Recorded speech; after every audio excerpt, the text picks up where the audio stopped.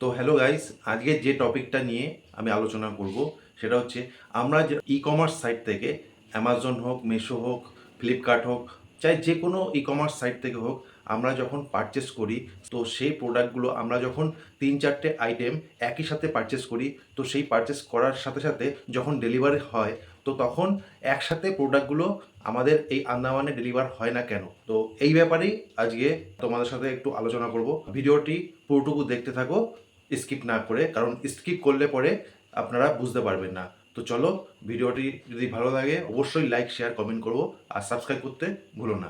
তো ভিডিওটি শুরু করা যাক।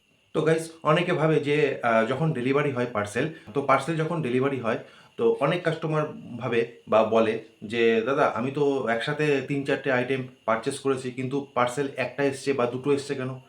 এর কারণ হচ্ছে আমরা যখন একই সাথে একই টাইমে আমরা 3-4টে আইটেম যখন একই সঙ্গে পারচেস করি তো সেই প্রোডাক্টটা কোনো একটা সেলারের কাছে যায়, চাই একটা যাক চাই 3টে যাক, তো কোনো একটা সেলারের কাছে যায়।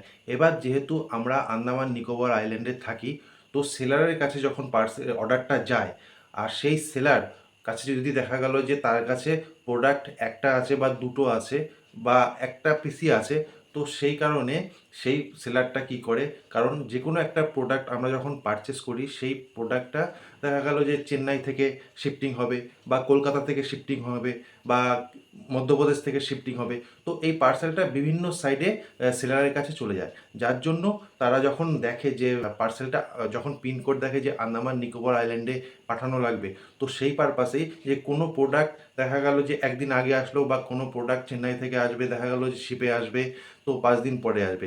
এই কারণেই এক একটা টাইমে এক একটা প্রোডাক্ট যে একসাথে আমরা যদি পারচেস করি এর মানে এই না যে প্রোডাক্ট একই সঙ্গে ডেলিভারি হবে।